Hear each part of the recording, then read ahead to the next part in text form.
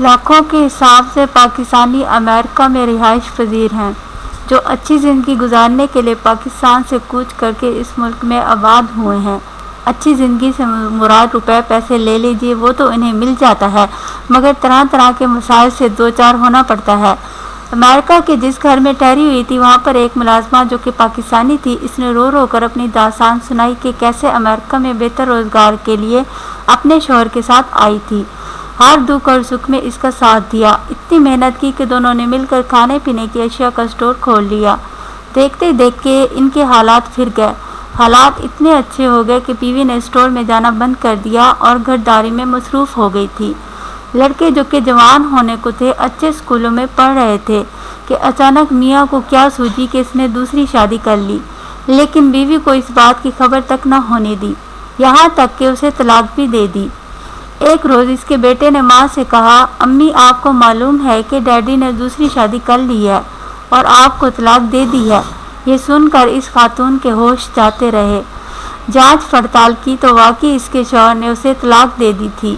جب شوہر سے اس نے احتجاج کیا تو اس نے اسے گھر سے نکال دیا تھا اور وہ بیچاری در بدر پاکستانیوں کے گھروں میں جا کر پارٹ ٹائم کھانے بنانے لگی تھی۔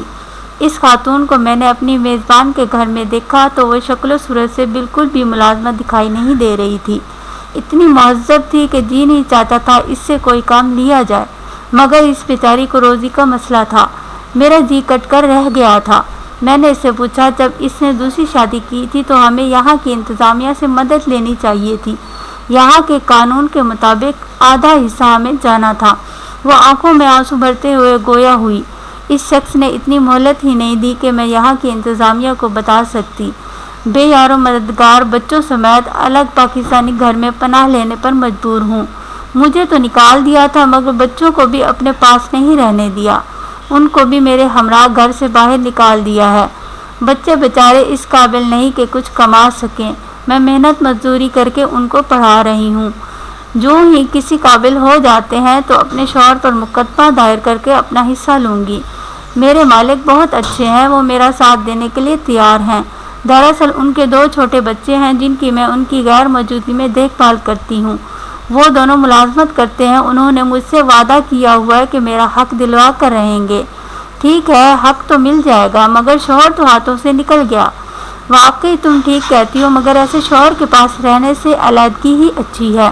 دکھ سکھ میں تم نے ساتھ دیا اور جب اچھے دن آئے وہ خوشحال ہوا تو تم نے نظریں پھیر لیں۔ ایسے لوگوں کو ضرور سزا ملنی چاہیے۔ تم اپنے مالک سے التجا کرتی رہو، مقدمہ بھی دائر کرو، پرانی بات ہوگی تو ہو سکتا ہے تمہاری سنوائی نہ ہو۔ میری اس بات سے وہ دکھ بھرے لہجے سے بولی، میں ضرور مقدمہ کروں گی، کاش میاں پر میں کڑی نظر رکھتی تو آج یہ دن نہ دیکھنا پڑتا۔ جب سٹور اچھا خاصا چل رہا تھا تو ایک امریکی عورت نے میرے میاں سے التجا کر کے نوکری حاصل کر رہی تھی اور سارا وقت وہ شوہر کے ساتھ کام کرنے لگی تھی۔ نہ جانے چپکے سے انہوں نے شادی رچا لی کہ مجھے کانوں کان تک خبر نہ ہوئی۔ آج میں اپنے برے نصیب کو رو رہی ہوں، واپس وطن کس منہ سے جاؤں، وہاں میری کتنی بے عزتی ہوگی۔